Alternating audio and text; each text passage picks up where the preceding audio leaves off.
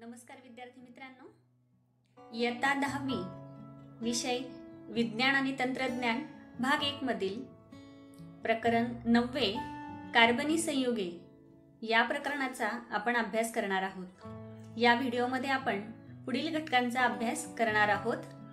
कार्बनी संयुगामधील बंध, कार्बन एक आगळेवेगळे मूलद्रव्य, हायड्रोकार्बन, क्रियात्मक गट व समजातीय श्रेणी। मी Shrimati वडगुले VY KBH high school Girnare, मी तुम्हाला कार्बनी संयुगे या प्रकरणाबद्दल सविस्तर माहिती देणार आहे। बघा विद्यार्थी मित्रांनो, आपण मागील इयत्तांमध्ये संयुगांचे प्रकार बघितलेले आहेत। सेंद्रिय संयुगे आणि असेंद्रिय संयुगे। वनस्पती व प्राणी यांच्यापासून प्रत्यक्ष अथवा अप्रत्यक्षपणे मिळणाऱ्या संयुगास सेंद्रिय संयुगे म्हणतात। खनिजांपासून मिळणारी संयुगे ही असेंद्रिय संयुगे म्हणून ओळखली जातात, हे आपण बघितलेलं आहे।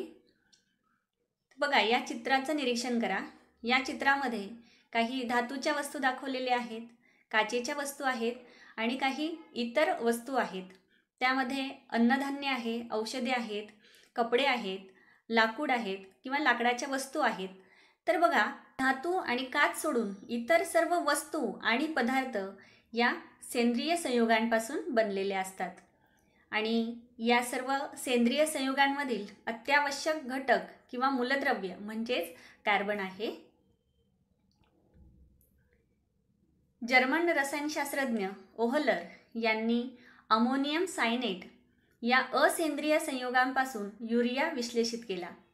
तेव्हापासून असेंद्रिय संयुगांपासून मोठ्या प्रमाणावर सेंद्रिय संयुगे तयार केली गेली।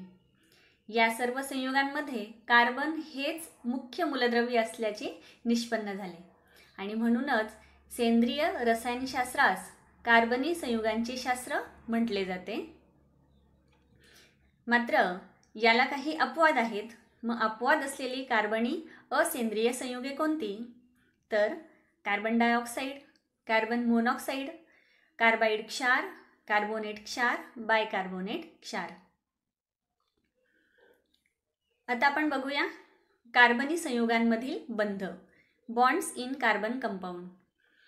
आपण मागील इयत्तेमध्ये किंवा अगदी मागच्या प्रकरणामध्ये सुद्धा आयनिक संयुगांची माहिती घेतलेली आहे आणि आयनिक संयुगांचे गुणधर्म सुद्धा अभ्यासलेले आहेत।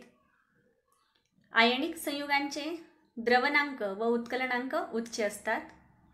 स्थायू स्वरूपातील संयुगे विद्युत दृष्टीने उदासीन पण वितळलेल्या व द्रावण स्थितीत आयनिक संयुगे विद्युत वाहक असतात, हे आपण शिकलो आहोत। बघा आता इथे एक तक्ता आपल्याला दिलेला आहे, त्यामध्ये काही कार्बनी संयुगे दिलेली आहेत। मिथेन, इथेनॉल, क्लोरोफॉर्म, ॲसिटिक आम्ल, त्यांचे द्रवणांक आणि उत्कलनांक आपल्याला इथे दिलेले आहेत। तर निरीक्षण केल्यावरती लक्षात येतं की सामान्यतः ही कार्बनी संयुगे यांचा द्रवणांक आणि उत्कलनांक 300 अंश सेल्सिअस पेक्षा कमी असल्याचे आढळते। यावरून लक्षात येते की कार्बनी संयुगांमध्ये आंतररेणवीय आकर्षण बल अतिशय क्षीण असते। मग आता आपण कार्बनी संयुगांचे गुणधर्म बघूया। बघा आत्ताच आपण बघितल्याप्रमाणे कार्बनी संयुगांचा द्रवणांक व उत्कलनांक कमी असतो। कार्बनी संयुगे ही उष्णता व विद्युत दुर्वाहक असतात आणि कार्बनी संयुगातील आयनिक बंधाच्या अभावामुळे आयनांची निर्मिती होत नाही। कार्बनी संयुगांमध्ये आयनिक बंध निर्माण होत नाही, तर मग कार्बनी संयुगांमध्ये कुठला बंध असतो? तर सहसंयोज बंध। याची थोडक्यात माहिती आपण इयत्ता 9वी मध्ये घेतलेली आहे। मग आता आपण बघूया कार्बन अणूचे इलेक्ट्रॉन संरूपण व तयार होणारे सहसंयोज बंध यांच्या संदर्भातील पार्श्वभूमी। बघा आता या तक्त्यात आपल्याला कार्बनचा अणू दाखवलेला आहे। कार्बनचा अणुअंक आहे 6। कार्बनचे इलेक्ट्रॉन संरूपण आहे 2 आणि 4। पहिल्या कक्षेत 2 इलेक्ट्रॉन आहेत आणि दुसऱ्या कक्षेमध्ये 4 इलेक्ट्रॉन, म्हणजेच संयोजक कवचातील इलेक्ट्रॉनची संख्या आहे 4।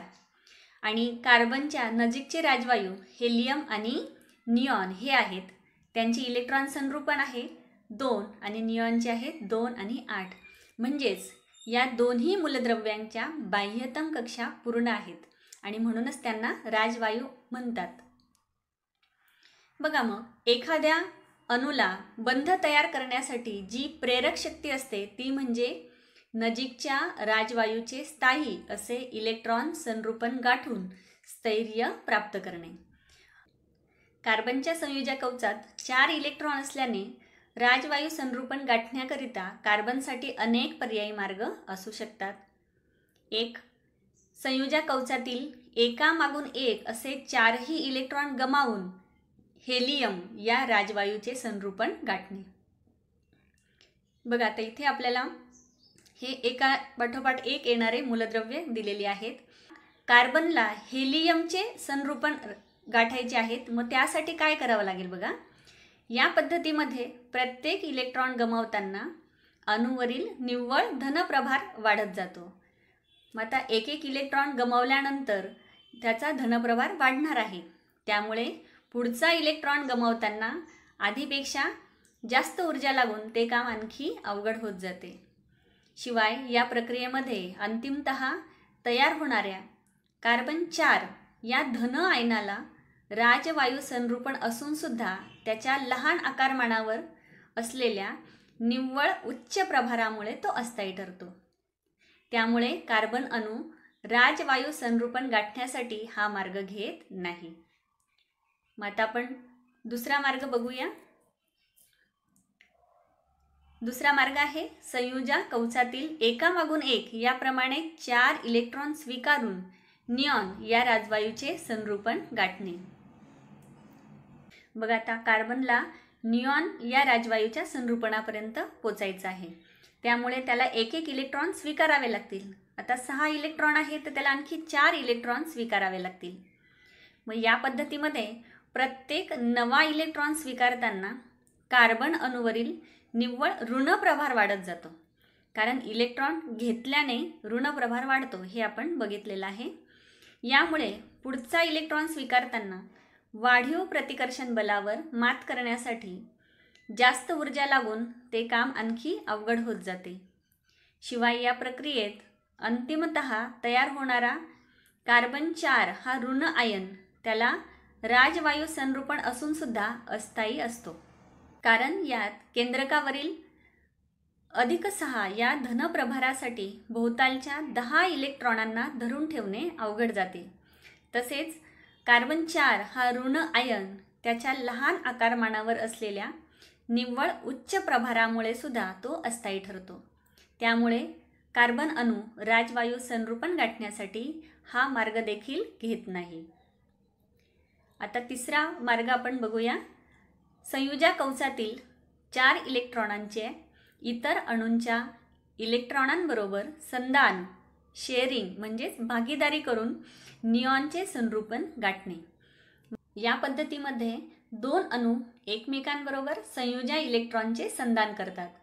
दोन्ही अणूंच्या संयोजा कवचांचे परस्पर व्यापन होऊन त्यामध्ये कवचांचे संधान झालेले इलेक्ट्रॉन सामावतात.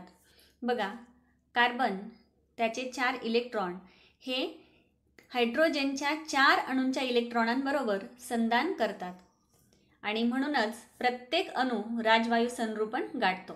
म्हणजेच कार्बनच्या शेवटच्या कक्षेमध्ये आता 8 इलेक्ट्रॉन झाले आणि प्रत्येक हायड्रोजनच्या शेवटच्या कक्षेमध्ये 2 इलेक्ट्रॉन झालेले आहेत.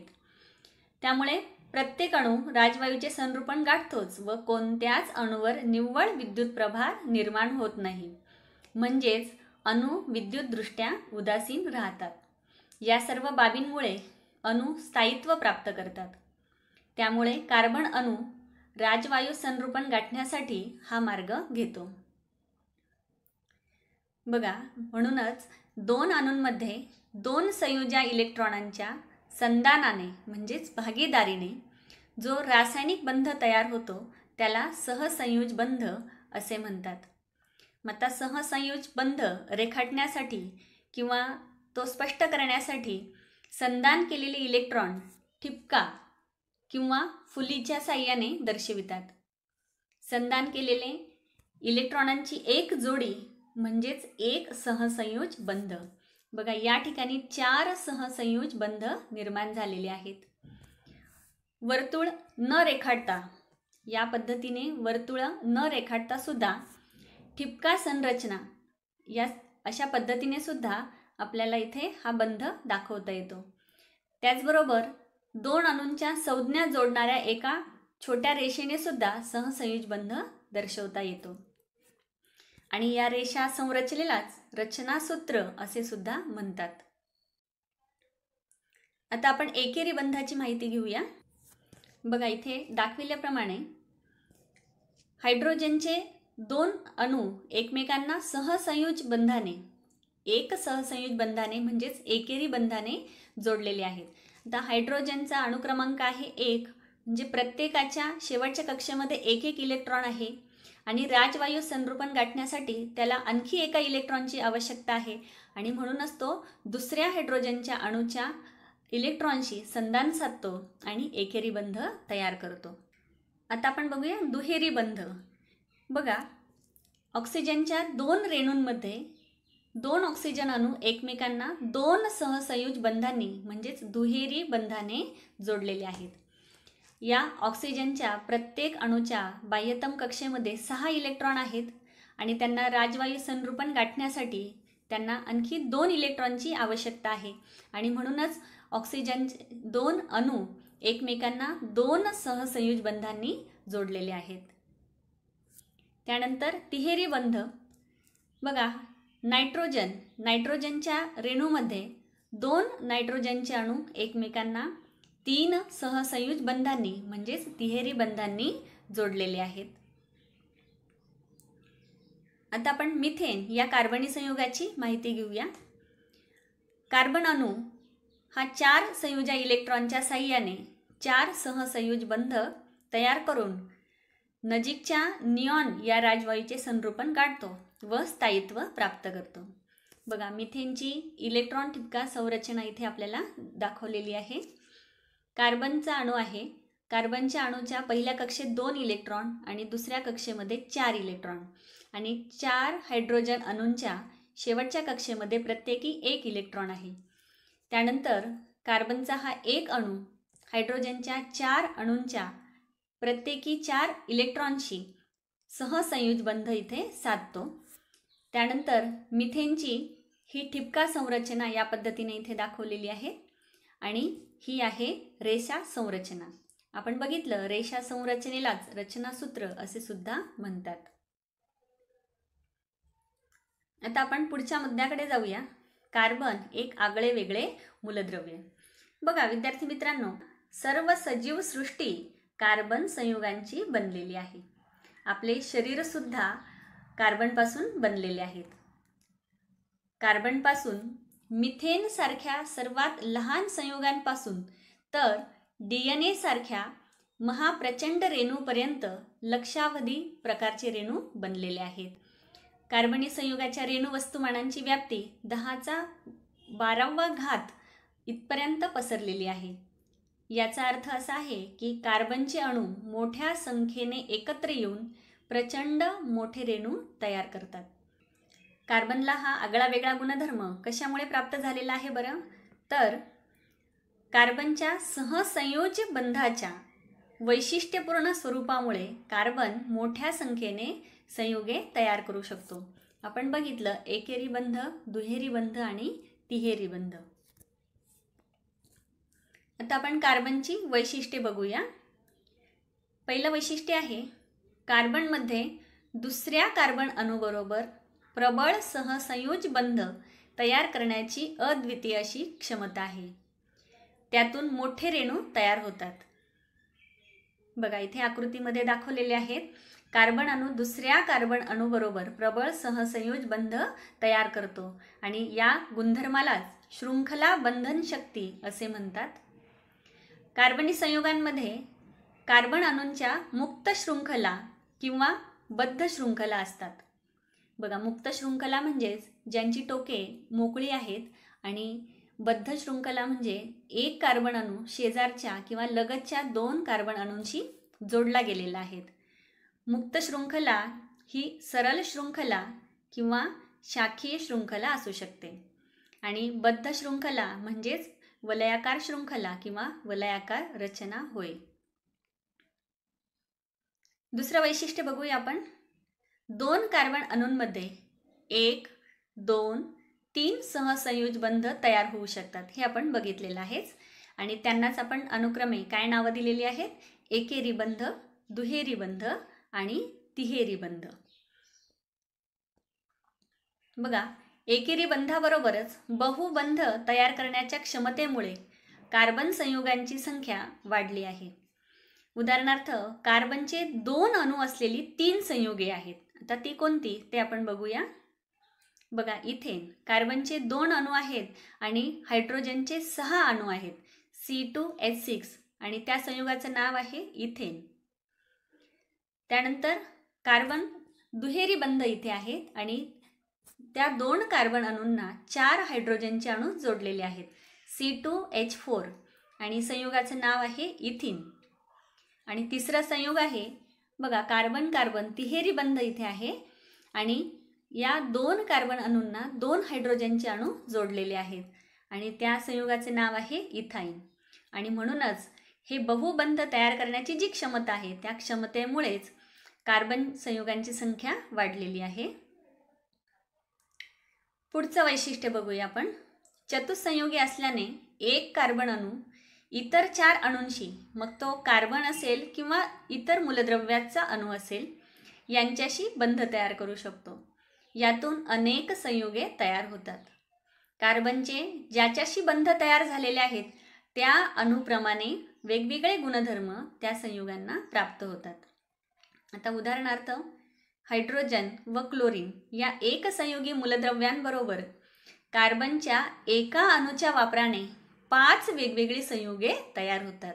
बघा, हायड्रोजन आणि क्लोरीन या एकसंयोगी मूलद्रव्ये इथे घेतलेले आहेत आणि किती संयुगे तयार झालेली आहेत? तर 5 संयुगे तयार झालेली आहेत. बघा, 1 कार्बन आणि 4 हायड्रोजन याच्या सहसंयोज बंधाने मिथेन हे संयुग तयार झालेलं आहे. त्यानंतर मिथेनमधील एका हायड्रोजनची जागा एका क्लोरीन अणूने घेतली तर नवीन संयुग तयार झालेला आहे, क्लोरोमिथेन, CH3Cl. त्यानंतर मिथेनमधील 2 हायड्रोजनची जागा 2 क्लोरीननी जर घेतली तर CH2Cl2, डायक्लोरोमिथेन हे संयुग तयार होते. आणि 3 हायड्रोजनची जागा जर 3 क्लोरीनने घेतली तर CHCl3, ट्रायक्लोरोमिथेन हे संयुग तयार होते. आणि 4ही हायड्रोजनची जागा 4 क्लोरीनच्या अणूंनी जर घेतली तर CCl4, टेट्राक्लोरोमिथेन हे संयुग तयार होतं. म्हणजेच बघा, हायड्रोजन, क्लोरीन आणि कार्बन यांचा अणू जर आपण वापरले तर 5 वेगवेगळे संयुगे इथे तयार झालेली दिसत आहे आपल्याला. आणि अशाच प्रकारे कार्बन अणूचे ऑक्सिजन, नायट्रोजन, सल्फर, फॉस्फरस, हॅलोजन्समध्ये क्लोरीन आहे, ब्रोमीन, आयोडीन इत्यादी मूलद्रव्यांच्या अणूंबरोबर सहसंयोज बंध तयार होऊन अनेक प्रकारची कार्बनी संयुगे मोठ्या संख्येने तयार होतात. त्यानंतर कार्बनी संयुगांच्या संख्या वाढीसाठी कारणीभूत असलेले आणखी एक वैशिष्ट्य म्हणजेच समघटकता. बघा, जेव्हा 2 रेणूंचे रेणुसूत्र एकच असते पण रचनासूत्र भिन्न असते, या क्षमतेला समघटकता म्हणतात. याबद्दल आपण अजून माहिती पुढच्या टॉपिकमध्ये घेणार आहोत. बघा, या ठिकाणी कार्बनचे 3 अणू इथे आहेत आणि त्यांना हायड्रोजनचे अणू जोडलेले आहेत आणि एका कार्बनला क्लोरीनचा अणू जोडलेला आहे. आणि दुसऱ्या आकृतीमध्ये दुसऱ्या कार्बन अणूला क्लोरीनचा अणू जोडलेला आहे. म्हणजेच रेणुसूत्र तर सारखंच आहे, फक्त रचनासूत्र भिन्न आहेत आणि म्हणूनच या पद्धतीने कार्बनी संयुगांची संख्या वाढते. आता आपण पुढच्या मुद्द्याकडे जाऊया. हायड्रोकार्बन, संपृक्त व असंपृक्त, saturated and unsaturated hydrocarbon. Hydrocarbon म्हणजे काय? तर ज्या संयुगांमध्ये केवळ कार्बन व हायड्रोजन ही 2च मूलद्रव्ये असतात त्यांना हायड्रोकार्बन असे म्हणतात. हायड्रोकार्बन ही सर्वात साधी व मूलभूत कार्बनी संयुगे आहेत. आणि सर्वात लहान हायड्रोकार्बन म्हणजे एक कार्बन अणू आणि 4 हायड्रोजनचे अणू यांच्या संयोगाने तयार झालेला मिथेन CH4. CH4 बद्दलची माहिती आपण बघितली आहे. त्यानंतर बघा, इथेन हा एक आणखी हायड्रोकार्बन असून त्याचे रेणुसूत्र आहे C2H6. 2 कार्बन अणूंना 6 हायड्रोजनचे अणू जोडलेले आहेत. त्यानंतर प्रोपेन हा आणखी एक हायड्रोकार्बन असून त्याचे रेणुसूत्र आहे C3H8. 3 कार्बन अणूंना 8 हायड्रोजनचे अणू जोडलेले आहेत. मग बघा, इथेन प्रोपेन यांच्या रचनासूत्रावरून असे दिसतं की अणूंच्या संयोजांची पूर्तता एकेरी बंधाने इथे झालेली आहे आणि अशा संयुगांना संपृक्त संयुगे असे म्हणतात. आणि संपृक्त हायड्रोकार्बनलाच अल्केन असे सुद्धा म्हणतात. मग लक्षात ठेवायचं आहे, ज्या हायड्रोकार्बनमध्ये कार्बन कार्बन एकेरी बंध असतो त्यांना संपृक्त हायड्रोकार्बन असे म्हणायचं आहे. आणि संपृक्त हायड्रोकार्बनला दुसरं नाव आहे अल्केन. कार्बनचे 2 अणू असलेले आणखी 2 हायड्रोकार्बन आहेत आणि ते म्हणजे इथिन आणि इथाईन. इथिनमध्ये 2 कार्बनचे अणू आणि त्यांना 4 हायड्रोजनचे अणू जोडलेले आहेत आणि इथाईनमध्ये 2 कार्बनच्या अणूंना 2 हायड्रोजनचे अणू जोडलेले आहेत. आणि त्यामुळेच इथे दुहेरी बंध आणि इथे तिहेरी बंध तयार झालेला आहे. कारण कार्बनच्या प्रत्येकी 2 इलेक्ट्रॉनमध्ये म्हणजे 4 इलेक्ट्रॉनांमध्ये इथे संधान झालेलं आहे आणि इथे 6 इलेक्ट्रॉनमध्ये संधान झालेलं आहे. आणि अशा प्रकारे इथिन आणि इथाईन यामध्ये दुहेरी आणि तिहेरी बंध तयार झालेले आहेत आणि म्हणूनच इथे संयुगांची संख्या वाढलेली आहे. आणि ज्या कार्बनी संयुगातील 2 कार्बन अणूंमध्ये दुहेरी किंवा तिहेरी बंध असतो त्यांना असंपृक्त हायड्रोकार्बन असे म्हणतात.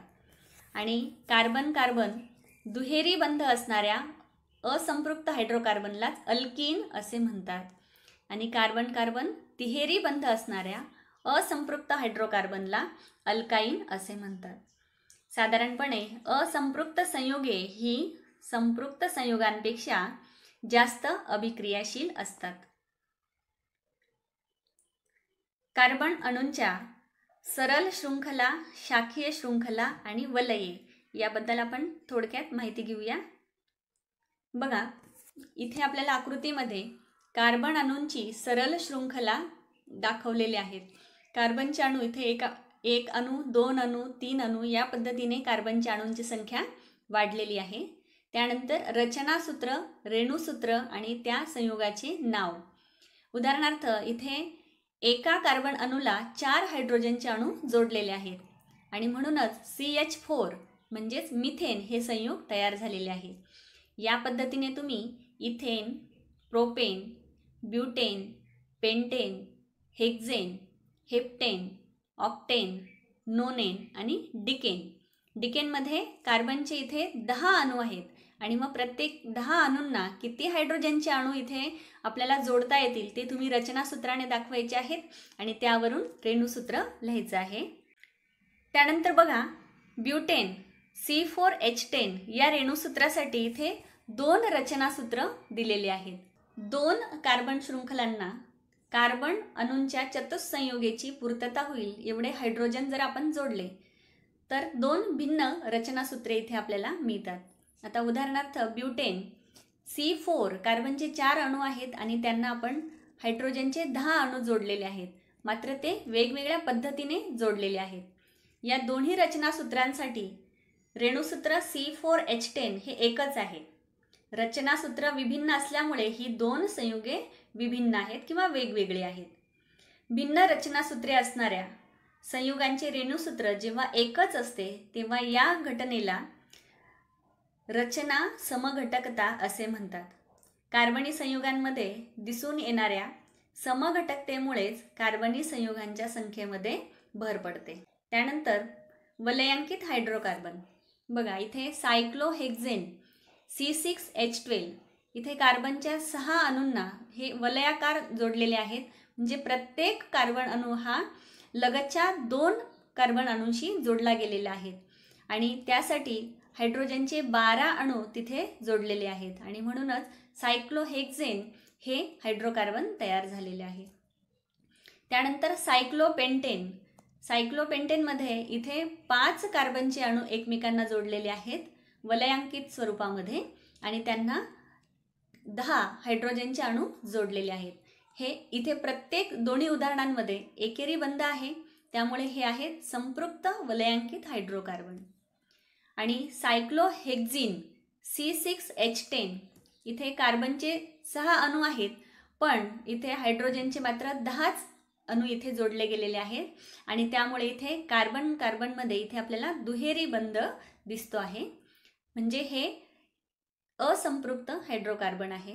त्याचबरोबर बेन्झीन. बेन्झीनमध्ये कार्बनचे 6 अणू आणि हायड्रोजनचे सुद्धा 6 अणू आहेत. C6H6 हे बेन्झीनचे रेणुसूत्र आहेत आणि रचनासूत्रामध्ये एकाड एक असा एकेरी आणि दुहेरी बंध इथे दाखवलेले आहेत. म्हणजेच सायक्लोहेक्झिन आणि बेन्झीन हे असंपृक्त वलयांकित हायड्रोकार्बनची उदाहरणे आहेत. आता आपण बघूया कार्बनी संयुगातील क्रियात्मक गट. आतापर्यंत तुम्ही कार्बन व हायड्रोजन या मूलद्रव्यांच्या संयोगाने तयार झालेली हायड्रोकार्बन संयुगे पाहिली. विविध हॅलोजन्स, ऑक्सिजन, नायट्रोजन, गंधक अशा मूलद्रव्यांबरोबर कार्बनचे बंध तयार होऊन आणखी अनेक प्रकारची संयुगे तयार होतात आणि म्हणूनच हायड्रोकार्बन साखळीमधील एक किंवा अधिक हायड्रोजन अणूंच्या जागी या मूलद्रव्यांच्या अणूंचे प्रतियोजन होते, म्हणजेच ते तिथे स्थापित केले जातात. हॅलोजनचे अणू असतील त्यामध्ये क्लोरीन, ब्रोमीन, आयोडीन आहे.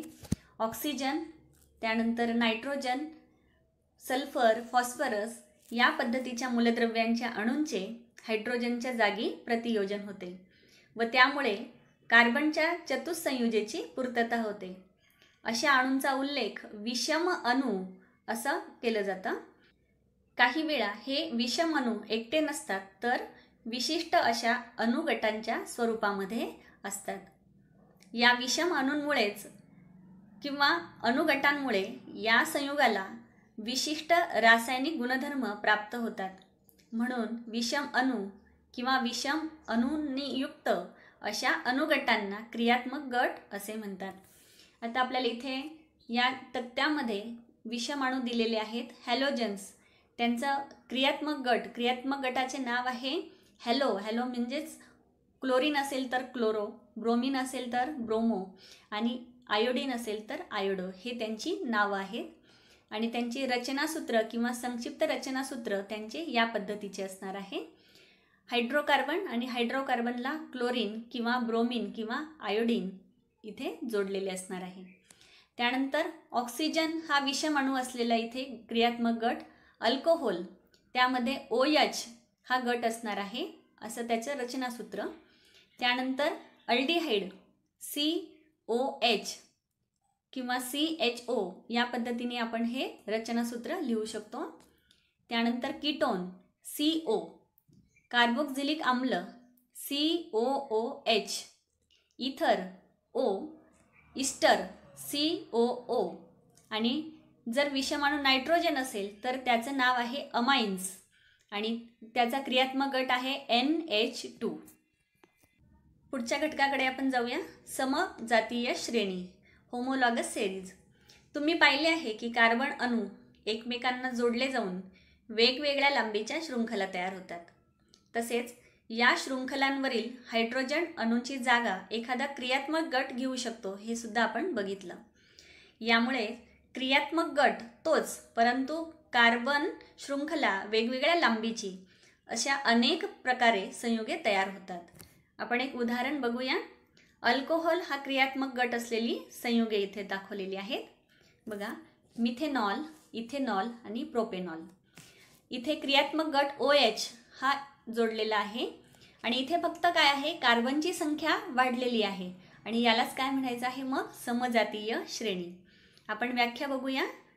क्रमाक्रमाने वाढत जाणारी लांबी असणाऱ्या शृंखलांवर विशिष्ट हायड्रोजनच्या जागी समान क्रियात्मक गट जोडल्यामुळे संयुगांची जी श्रेणी तयार होते तिला समजातीय श्रेणी असे म्हणतात.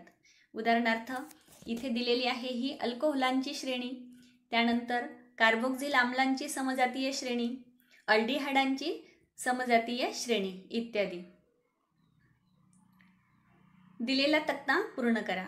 बघा या ठिकाणी अल्केनांची समजातीय श्रेणी दिलेली आहे, अल्कोहोलांची समजातीय श्रेणी दिलेली आहे आणि अल्किनांची समजातीय श्रेणी दिलेली आहे. इथे अल्केनांची समजातीय श्रेणीमध्ये रेणुसूत्र रचनासूत्र दिलेलं आहे. कार्बनची संख्या इथे तुम्हाला मोजायची आहे आणि ती लिहायची आहे आणि त्याचबरोबर CH2 हे घटक किती आलेले आहेत त्यांची पण संख्या इथे तुम्हाला नोंदवायची आहे. त्यानंतर इथे आपल्याला दिसतंय की उत्कलनांक कमी कमी होत जाताना दिसतो प्रत्येक समजातीय श्रेणीमध्ये. तुम्ही हा तक्ता पूर्ण करायचा आहे आणि त्यावरून आपल्याला समजातीय श्रेणींची वैशिष्ट्ये इथे सांगता येतील. समजातीय श्रेणीमध्ये एका सदस्याकडून पुढच्या सदस्याकडे जाताना एका मिथिलीन म्हणजे CH2 या घटकाची भर पडते. रेणुवस्तुमान 14 डाल्टनने वाढते, कारण आता CH2 गटाची भर पडलेली आहे आणि म्हणून रेणुवस्तुमान सुद्धा 14 डाल्टनने वाढलेले आहे आणि कार्बनच्या अणूंची संख्या सुद्धा 1 ने वाढलेली आहे.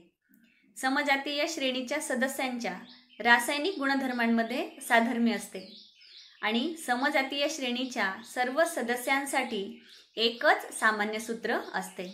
उदाहरणार्थ अल्केनसाठी CnH2n+2, अल्किनसाठी CnH2n आणि अल्काईनसाठी CnH2n-2. अशा पद्धतीने ही समजातीय श्रेणीची वैशिष्ट्ये आहेत. बघा आपण आत्तापर्यंत कार्बनी संयुगामधील बंध, कार्बन एक आगळेवेगळे मूलद्रव्य, हायड्रोकार्बन, क्रियात्मक गट, समजातीय श्रेणी इत्यादींचा अभ्यास केलेला आहे. त्यावर आधारित स्वाध्याय आपण बघूया. बघा त्यावर आधारित प्रश्न. पहिला प्रश्न आहे जोड्या लावा. अ गटामध्ये काही हायड्रोकार्बन दिलेले आहेत आणि ब गटांमध्ये त्यांची नावं दिलेली आहेत. तुम्ही त्या योग्य जोड्या जुळवायच्या आहेत. प्रश्न दुसरा, खालील रेणूंसाठी इलेक्ट्रॉन ठिपका संरचनेचे रेखाटन करा. मिथेन, इथिन, मिथेनॉल आणि पाणी. प्रश्न तिसरा आहे, पुढे दिलेल्या रेणुसूत्रांवरून संयुगांची संभाव्य अशी सर्व रचनासूत्रे रेखाटा. C3H8, C4H10, C3H4. प्रश्न चौथा, उदाहरणे देऊन पुढील संज्ञा स्पष्ट करा. संरचना समघटकता, सहसंयुज बंध, सेंद्रिय संयोगातील विषम अणू, क्रियात्मक गट, अल्केन, संपृक्त हायड्रोकार्बन यांची तुम्ही उदाहरणं द्यायची आहेत आणि संज्ञा स्पष्ट करायची आहेत. आणि प्रश्न पाचवा, खालील प्रश्नांची उत्तरे लिहा. 1. कार्बनी संयुगांची संख्या खूप मोठी असण्यामागची कारणे काय आहेत? प्रश्न दुसरा, संपृक्त हायड्रोकार्बनच्या संरचनेवरून त्याचे किती प्रकार पडतात? ऑक्सिजन हा विषम अणू असलेले कोणतेही 4 क्रियात्मक गट सांगून प्रत्येकी एका उदाहरणाचे नाव व रचनासूत्र लिहा.